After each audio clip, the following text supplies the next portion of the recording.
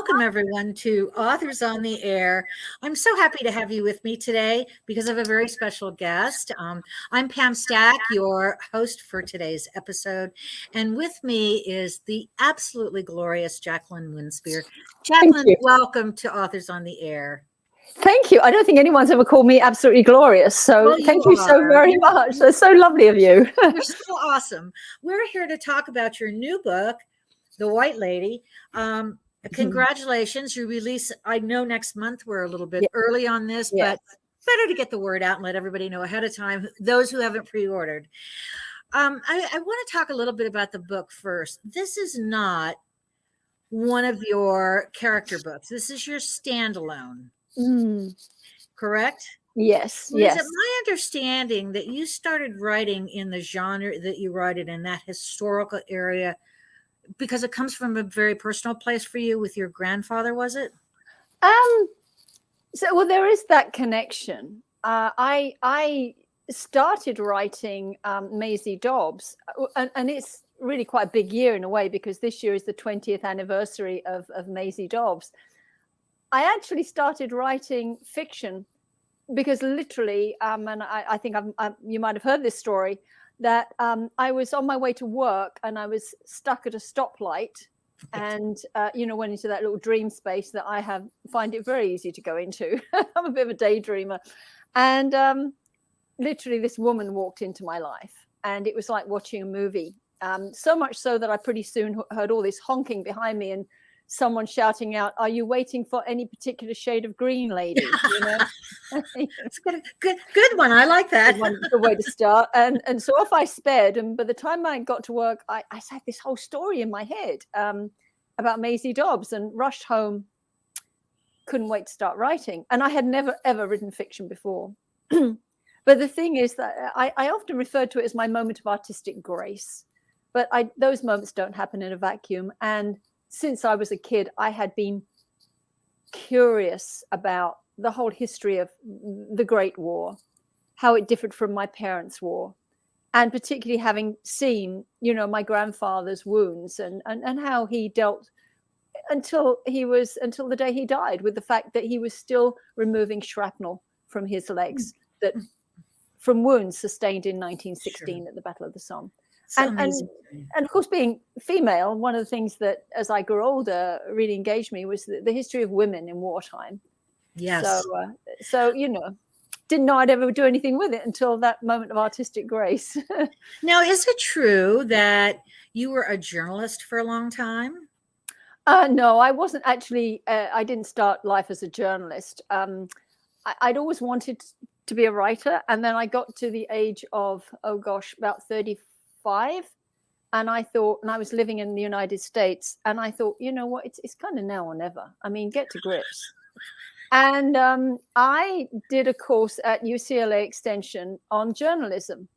And I didn't quite know what to do with that, but I started to try to and I wrote a few pieces. And then one day I happened to see an advertisement in in what was still then called the Manchester Guardian, and it was their international edition.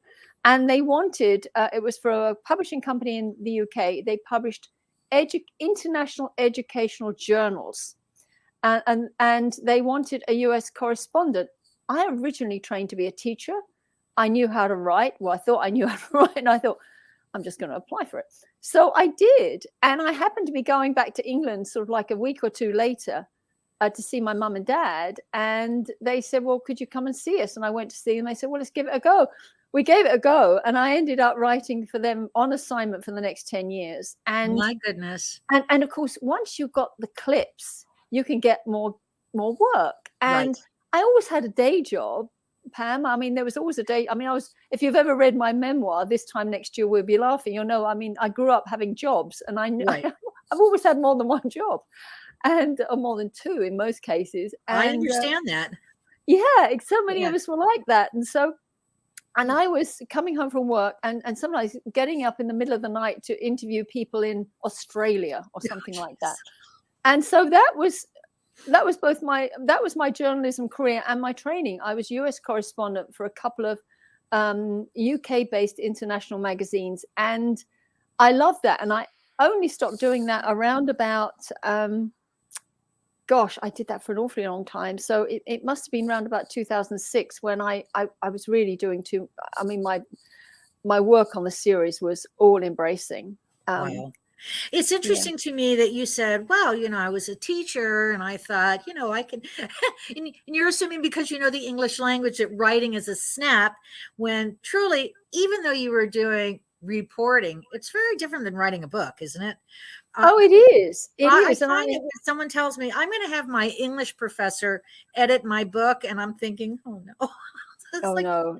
Because then it's going to read like a textbook. It won't read like a story.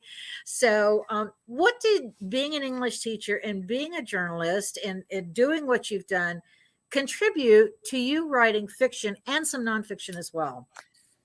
The interesting thing is I originally trained to be a teacher, so that was having that background in education. But when I came out of teaching, it was so funny. When I started college in Britain, there was they couldn't get enough teachers. So it was a sensible job to go into. By the time I left, they had more teachers than they knew what to do with. So I did something completely different, and I wanted to travel anyway. But you know what I think where I've learned more about writing anything, and that is that I have always loved the personal essay as a literary form. I love how you can touch the universal with the personal. Yes. And I love that about fiction as well, that you can, yes. I love that about memoir. I love memoir. And whilst I have never in my life taken a class in fiction, because I never thought I'd ever be a fiction writer. I always thought if I was going to write a book, it would be, a biography or something like that. Sure.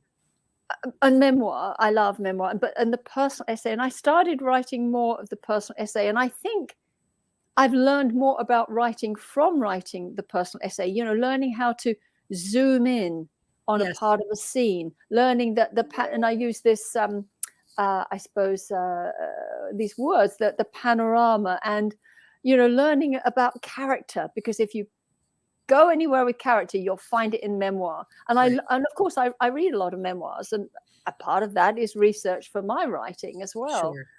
Now, do you have to be a reader to be a writer? I can't imagine how you would be a writer without being a reader, because it's all to do with words, isn't it? It's to do with communication. Yes. The more you read, the more you expand your ideas, the more you expand your idea of what is creatively possible in life. And absolutely. I can't imagine trying to write a book without reading books. I mean, you even if you don't think about things like structure, you take it in.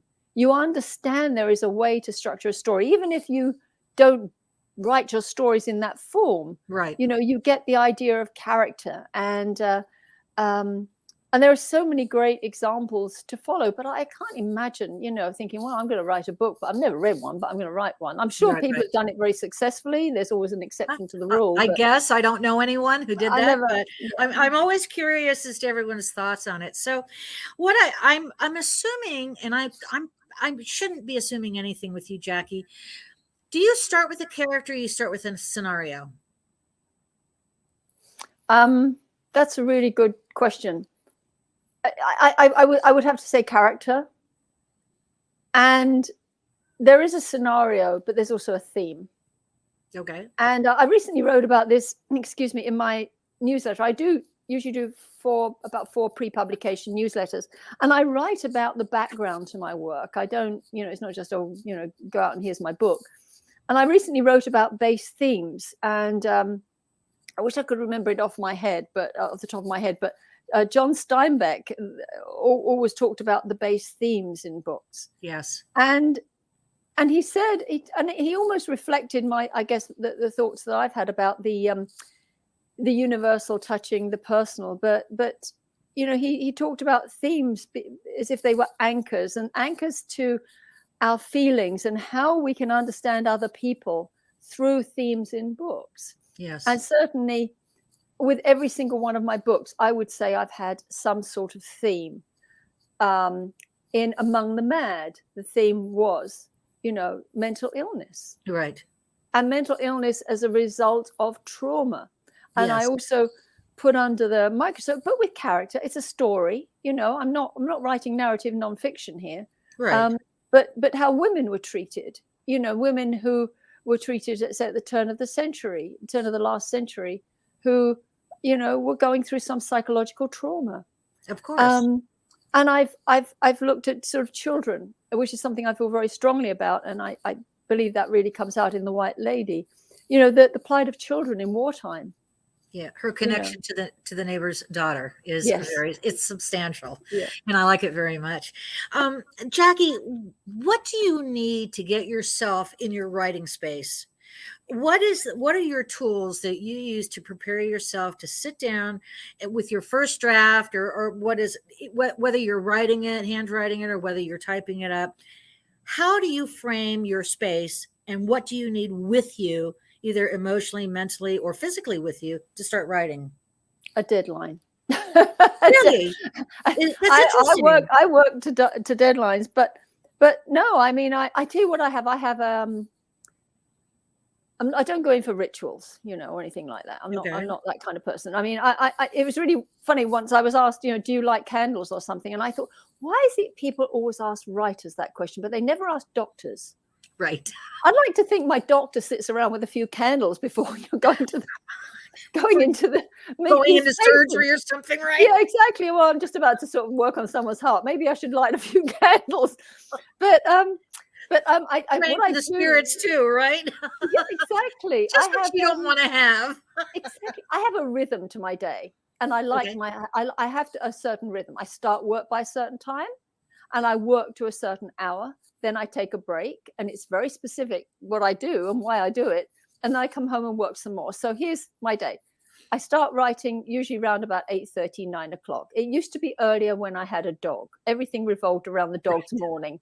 And the dog's ritual. I've got to tell you, I bet you there's other writers have this. The dog suddenly looks at you at the hour you're supposed to be at your computer and almost I think you need to be there. And it's just because they know they can sort of lie at your feet and get comfortable until, until the next walk.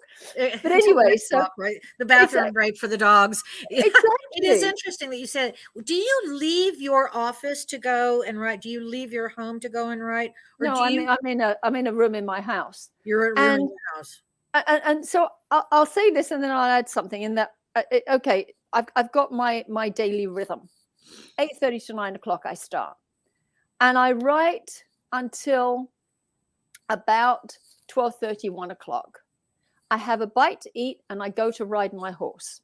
And I train in the equestrian sport of dressage. Right. And here's the thing about riding a horse, and apart from the fact that it gets me out of the house, and I'm out doing something very physical as opposed to sitting there, is that if your mind is not on what you're doing with that horse, you are going to be in trouble. Especially if you're training in a certain way, you've got to be focused. So it gets me out of my head into a different space. And then when isn't that the same thing with writing? You have to be constantly focused. Otherwise, you're going to wander off and say, I'm going to go look at the window. I'm going to go check the paddocks. I'm going to go, talk to my horse. Yeah, whatever. You have to be disciplined no matter what you're doing, I think. Except if you're out walking around for fun, you're taking the dog for a walk. That's different. But I'm a very disciplined person. I am disciplined. And that is probably another hallmark in that I know what I've got to do. I know what I've got to get done. And excuse me, I want to get it done. And I want to get it. Excuse me, I've not got anything terrible. I've just got some allergies, I think. Oh, and, sorry. No, I'm not going down with anything. So I am disciplined, and I want to be as creative as possible within the realms of my discipline, which is that I have to get a first draft, and the first draft to me is the clay on the wheel. Right. So in terms of my day, I ride my horse, I hang out at the barn a bit, I come home, then I'm ready to get on with the administration that goes with being a writer. Yes. Because it's not all, there's my creative storytelling hat, and then there's the other hat. Right. And then I'll do more research, and then I'll maybe reading books, making notes, thinking about what I've written. I don't revise as I'm going along, because that to me is like unpicking your knitting and starting with the wool again. You're going to get really dirty fabric. And that's it. That's it, really. It sounds to me like you treat your writing like a day job. You It is have, a day job. yes, It is a day right. job. And that to me makes sense. You have a dedicated space where you're going to go and work. You won't be distracted by anything else outside of your dedicated space. You have a routine for breaks and for lunch, and you know what you have to do. And at the end of the day, you stop. And I don't know, maybe you don't. Maybe you're on a roll and you go into overtime for work, or maybe not, but it makes sense to me. Instead of someone saying, "Oh, I have an idea," and jumping up at 2 a.m. and going to write it down. I mean, that's fine, but that's not when you write, unless that's your discipline. Correct? I can also remember, and I'm trying to remember who it was. Richard, gosh, the writer who said this, was asked about when he writes, and he went, "Well, Monday to Friday, 9 to 5." I mean, and it's because it is my job. It's Right. my job. I have a deadline. I'm a professional writer. I also write on assignment for a journal. And I only have to create, write a piece maybe once every month or so. But that comes into it, which is nice. It's something else. And I just think my routine is really important because, as I say, it's both my creative endeavor and my job. Once you're a professional writer. Absolutely. And I remember my first ever editor, Laura Rushka of Soho Press. I've dealt with an editor for my Right. articles before. This was a big thing. I had a book editor. And it was after, I guess the contract was signed, and this was for Maisie Dobbs. And it was our first real conversation. She phoned me and she said, "Well, we did the lovely to have you on board thing and everything." And she says, "Well, now we've got all the niceties out the way. This is where I find out if you've got what it takes to be a professional writer." And I thought, oh gosh. And, and then she said, I am your worst idea of a high school English teacher. Oh, She said, "I don't care whether my author is a Pulitzer Prize winner, a Nobel Prize winner, or a first-time author. Everybody gets their manuscript back with a lot of red." And she said, "Then we see how you approach that." And I thought, you know what? You're going to teach me how to be a writer. And kind she of did. reminds me of, one of these special operations guy. You either go, get dunked in the water and you sink or swim, and you want to ring the bell and leave. Yeah. Oh well, but that was important to you to have that. It was, she set the bar, and I thought, thank goodness, because I work well when someone sets a bar. I'm one of these people. Don't lead me to my. Tell me where to go. In a way, tell me. No, I understand. Yeah, where to rise up to, and I'll work hard to rise up to that. Exactly. level. You're not going to go from behind. You're going to go forward, and that makes sense to me. So, Jackie, I want to just for kicks and grins. What's the most fun thing about what you do in your job? What do you like the best? I love telling stories. I love telling a story. I love creating character and scenes. I love being able to, I love it when I come across something that is, as Joan Didion would call it, gold. And in her book, one of her books, she wrote about seeing, she was at some sort of party or other. She was reporting on the Haight-Ashbury phenomenon, during the hippie days. Sure. And there was a kid high on drugs and a very small child. It was some spaced out hippie party. And the journalist said to her, "What did you think about that?" Or words to that effect. And she said, "Well, it was gold." And there's that moment, I think, for us all in research or in something, when we know we've got gold. And I can give an example of that with the White Lady. Please do. Please do. Okay, so Eleanor is, among other things, she's a trained killer. Yes. She knows what to do with a gun. I have never lifted a gun in my life. I have never touched a gun. Right. It's creepy to me. I don't want to do it. And I bet you I'm not the only writer in this literary form. Oh, I'm sure. Who picks up guns right, left, and center, but has never done it themselves. And I thought, I have to know how this feels. So knowing the guy that shoes my horse is a member of a gun club just for target practice. You know, he does target practice. I guess, you know, if you're shoeing horses all day, that's a way to get it out of your system. But and I said, do you think you could take me over there one day, you know, just to have a go? And he said, you know, you have to be a member. He said, but, you know, we can do this. I can show you. And I went, all right. And so I went round to his house and I was also, my equestrian trainer was there with the assistant trainer because, you know, they thought this was dead funny. And he puts an unloaded gun into my hand and he shows me how to handle it.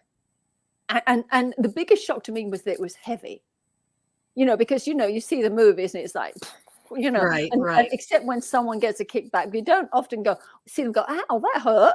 Yeah, right. And I said, this is really heavy. You know, I only did it for 5 minutes because, I mean, for a start, when I picked it up and I sort of went, what? And my trainer and her assistant, they ran out because they thought even though it's not loaded, we're not taking any chances with Jackie, right?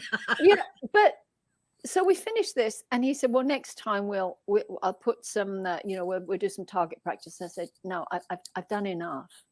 I said, "I've really done it. I can't do any more. I can't stand this." And he said, "Yeah, I get it." And I said, "You know, I don't understand why people do this. Yeah. I just don't get it." And he said, "Well, you know, for some people, it's what changes you from prey into predator." And I looked. Oh, that's it. Oh, I like that. I thought, yeah. You've just given me gold. Yeah. You've just given me my gold for this character. And I almost want to cry when I think of it because, you know, it's just like I knew I had something. And probably with every book, there's a piece of research or there's a piece of family history or something someone says that I know is gold. And and also there's gold that you draw back on. There's a scene in the book where Eleanor is training to basically jump out of an aircraft. I have never jumped out of an aircraft. My idea of an aircraft is sitting there with a glass of champagne, you know, having persuaded someone to upgrade me to first class, you know. So, no, I would never intentionally want to. I don't even like getting on planes. It's such a horrible way to travel. I hate it. But it's a necessary, you know, to get from point A to point B in a reasonable amount of time. Otherwise, I'd ride a horse, you know. Absolutely. But many years ago, I had a boyfriend. My boyfriend was in the army, and he asked me if I would like to go parascending. Which is basic parascending. Oh, parascending. Okay. So basically there I was on an army range on Salisbury Plain, and you have the parachute behind you and you are dragged into the air by a Land Rover driven by a nutcase across Salisbury Plain. So there's a guy there training us, and it's an army sergeant, you know, and I actually didn't do it because I got scared. I thought there's no way. I can't do this. Do it either. And he suddenly said, he taught us how to roll. So we all trained in rolling. We all trained jumping and rolling. And he said, and remember to bring your arms in. He said, otherwise you're going to end up like a shorthand typist. And I remembered that. That was the gold for you. that was gold from, let me think how many years ago that would have been. Let's say more than I would care to admit. Right. You know, I was in my 20s. That was the gold for you to say, no, this is not for me. Right. And that was definitely my goal. I thought, I'm not breaking my arms for anybody, you know, or my legs or anything. Although having said that, I have broken my arms falling off horses.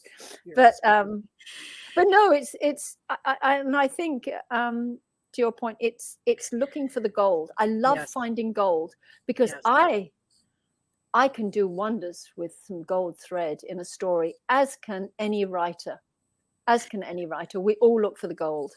You know, it's interesting to me that you call it looking for the gold. And I used to, before I started this network 13 years ago, I was in the medical profession, and we used to go for a lot of seminars and everything. And much like anything else, when you're a professional, you hear a lot of the same things over and over again. And one of the doctors that I would go with would say, You just have to hear that one thing that's different. That if you take one thing away that changes the way you deal with patients or the way you deal with your business, then that's worth the price of going to hear the same thing over and over again, because you do listen to a lot of the same techniques and information you're taking on, and then someone will say one thing and it sticks with me to this day.